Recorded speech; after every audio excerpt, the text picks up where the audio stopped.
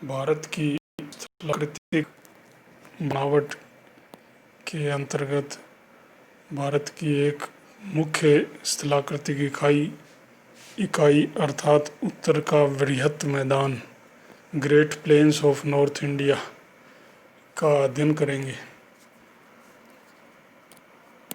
इस स्थलाकृतिक प्रदेश को सिंधु गंगा का मैदान भी कहा जाता है, क्योंकि पश्चिम में सिंधु, उत्तर में गंगा इस मैदान को निर्मित करने वाली मुख्य नदियां हैं।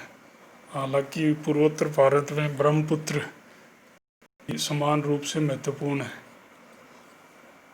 इस मैदान को निर्मित करने वाली ये तीनों ही नदी तंत्र एक साथ इनकी महत्वपूर्ण भूमिका रही है। इसी प्रदेश में राजस्थान एवं पाकिस्तान में सिंध का मरुस्थलीय क्षेत्र भी शामिल किया जाता है। इस बृहत मैदान का क्षेत्रफल करीब 8.25 लाख वर्ग किलोमीटर है, जिसके उत्तर में हिमालय तथा दक्षिण में प्रायद्वीपीय भारत और उसका पठारी प्रदेश है। इस मैदान का निर्माण जलोढ़ निक्षेपों से हुआ है, नदियों द्वारा लाए गए, जिनका निक्षेपण का काल मुख्यतः क्वाटरनरी युग, जिसे चतुर्थक काल भी बोलते हैं, उस समय हुआ। पूर्वोत्तर भारत में यानी कि असम की घाटी में इस मैदान की चौड़ाई केवल 70 से 80-85 किलोमीटर है।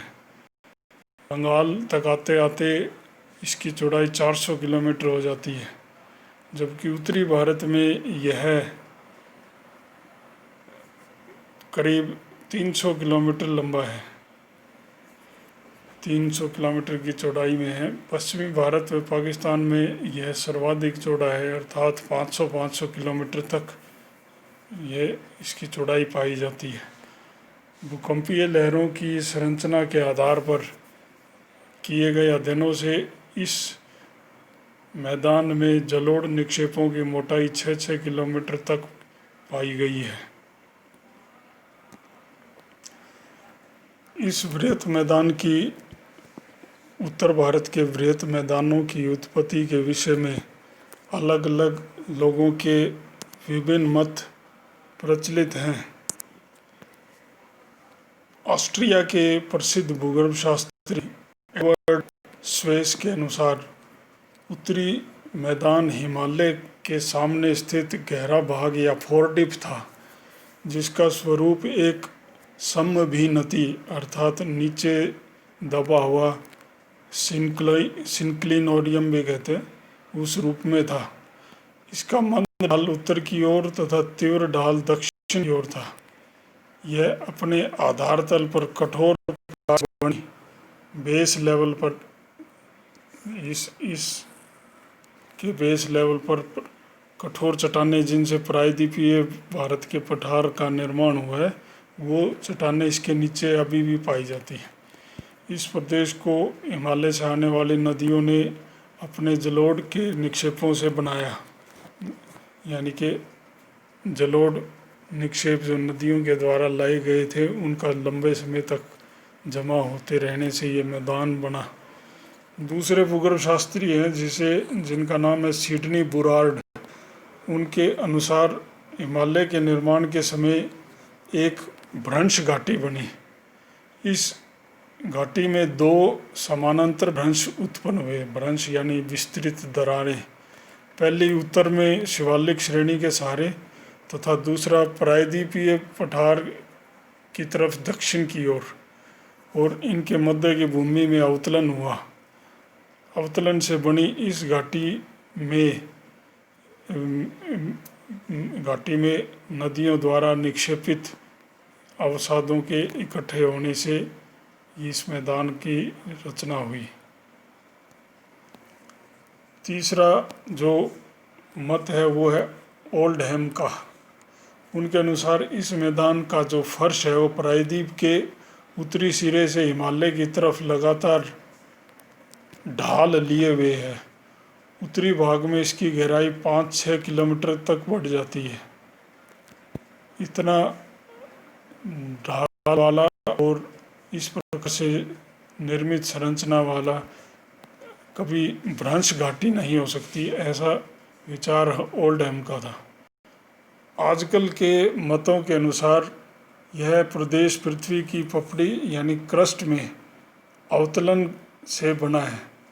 भारतीय उपमहाद्वीप के यानी उत्तर की ओर विस्थापित होने से और टेथी सागर के अवसादों के इस कारण वलित होकर ऊपर उठने से की प्रक्रिया के दौरान यानी हिमालय निर्माण की प्रक्रिया के दौरान पपड़ी का एक भाग नीचे दब गया। हिमालय तो ऊपर उठा लेकिन उसका दक्षिण का कुछ हिस्सा नीचे दब गया। इस नीचे दबे हुए भूभाग में नदियों ने अवसादों को निक्षेपित करके बृहत मैदान का निर्माण किया है। अगर बृहत मैदान को जलोढ़ के प्रकार या उसकी मात्रा, ढाल, अपवाह तंत्र और अलग अलग प्रदेशों की विशेषताओं के आधार पर देखें तो उसको कई संरचनात्मक इकाइयों में बांटा जा सकता है, जिनमें प्रथम है भाबर प्रदेश। भाबर प्रदेश शिवालिक की पहाड़ियों के समानांतर उसके दक्षिण की ओर पर्वतवदीय भाग में, पश्चिम में सिंधु नदी से, पूर्व में सिक्किम से आने वाले तीस्ता नदी तक पाया जाते हैं। भाबर प्रदेश का वितरण देखा जाता है। इसका निर्माण नदियों द्वारा लाए गए कंकड़ पत्थर एवं अपेक्षाकृत मोटी बजरी यानी ग्रेवल से हुआ है। शिवालिक की पहाड़ियों से आने वाले जल धाराओं ने यहाँ जलोढ़ पंखों या जलोढ़ शंकुओं का निर्माण कर दिया है। इस प्रदेश में बहती हुई नदियाँ या जल धाराएँ अपेक्षाकृत मोटे आकार के निक्षेपों के कारण भूमिगत हो जाती हैं, यानी कि वो दिखाई नहीं पड़ती हैं इतनी दूरी तक। दूसरा प्रदेश जो कि भाबर प्रदेश के दक्षिण की ओर है, उसे बोलते हैं तराई प्रदेश। यह प्रदेश भाबर के दक्षिण की ओर है और अपेक्षाकृत भाबर की अपेक्षा अधिक बारीक निक्षेपों से बना हुआ है, जिसमें रेत, मिट्टी या ज़्यादा से ज़्यादा कुछ बजरी भी मिली हुई है। भाबर प्रदेश में जो नदियाँ लुप्त होती हैं वो इस तराई प्रदेश में पुनः दिखाई पड़ने लगती हैं, क्योंकि इस प्रदेश की मिट्टी बारीक है, इसलिए यहाँ नदियों का जल नीचे न जाकर धरातल पर प्रकट होने लगता है। तो भाबर में लुप्त हुई जलधाराएँ तराई प्रदेश में पुनः दिखाई पड़ने लगती हैं। इस प्रदेश में नदियों द्वारा बड़े मात्रा में दलदली प्रदेशों का निर्माण किया गया था, लेकिन आजकल खासकर उत्तराखंड की तराई प्रदेश में पंजाब से आए, पाकिस्तान के पंजाब से आए विस्थापितों ने उपजाऊ कृषि प्रदेश, वनों को काटकर उपजाऊ कृषि प्रदेश बना दिया है। इस प्रदेश की चौड़ाई भाबर प्रदेश से कुछ अधिक है, औसतन 15 से 30 किलोमीटर है, जबकि भाबर प्रदेश की चौड़ाई 8 से 16 किलोमीटर के बीच में है। तीसरा जो प्रदेश है संरचनात्मक रूप से उसको बांगर प्रदेश कहते हैं। इसका निर्माण अपेक्षाकृत पुरानी जलोढ़ मिट्टी से हुआ है, जो नदियों के द्वारा प्राचीन काल में लाई गई थी, प्राचीन जलोढ़, और इसका रंग डार्क गहरा भूरा है, लेकिन लालिमा युक्त लाल या पीलापन लिए हुए भूरा रंग है।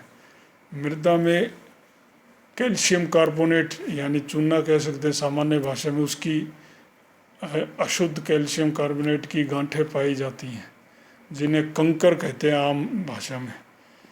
नदियों से अपेक्षाकृत दूर एवं अधिक ऊंचाई पर, नदी से दूर और ज़्यादा ऊंचाई पर होने के कारण ये प्रदेश एक नदी वेदिकाओं का उदाहरण है।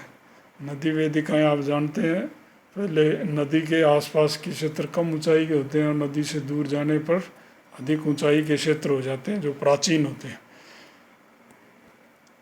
यहाँ ज़्यादा ऊंचे भाग होने से नदी के आसपास के क्षेत्रों की अपेक्षा ज़्यादा ऊंचे पर होने से या बाढ़ का जल नहीं पहुंच पाता है। कई स्थानों पर अपर्दन ने ऊपरी मिट्टी को अपर्दित भी कर दिया है। कुछ स्थान ऐसे भी है जहाँ अत्यधिक सिंचाई के कारण यहाँ लवणों की परत जमा हो गई है। ऐसे प्रदेशों को अलग अलग स्थानों में कल्लर या रे नाम से भी जाना जाता है। एक और संरचनात्मक प्रदेश है जो मैदानी भागों में दिखाई पड़ता है, उसे खादर प्रदेश कहते हैं।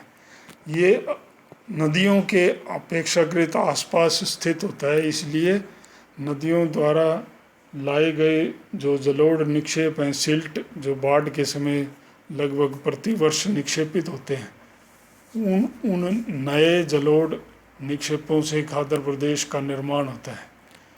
तो बांगर प्रदेश भी नदीकृत है, खादर प्रदेश भी नदीकृत है, बाढ़ का मैदान है, लेकिन बांगर प्रदेश प्राचीन और ये नवीन है। वर्तमान में जो चलता है, जहाँ बाढ़ आती है, वो खादर प्रदेश है। नदी के डेल्टाई प्रदेशों में भी खादर का ही क्षेत्र पाया जाता है।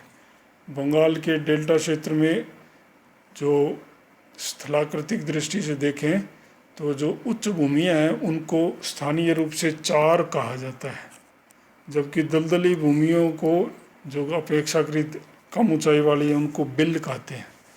पंजाब में खादर प्रदेश को बेत नाम से जाना जाता है। जलोढ़ का खादर प्रदेश में मिलने वाले जलोढ़ का रंग हल्का होता है और बांगर प्रदेश की अपेक्षा इसमें पाए जाने वाले चूने की मात्रा भी अपेक्षाकृत कम होती है।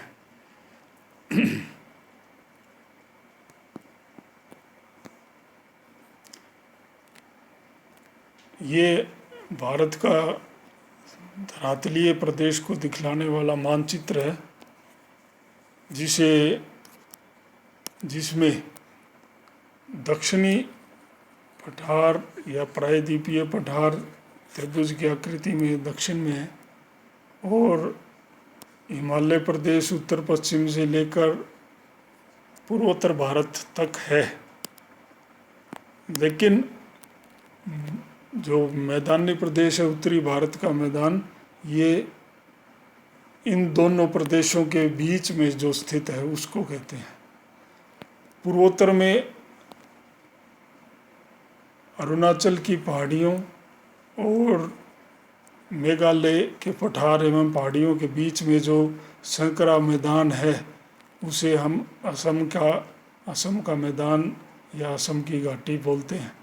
बाद में अगली चर्चा में हम देखेंगे।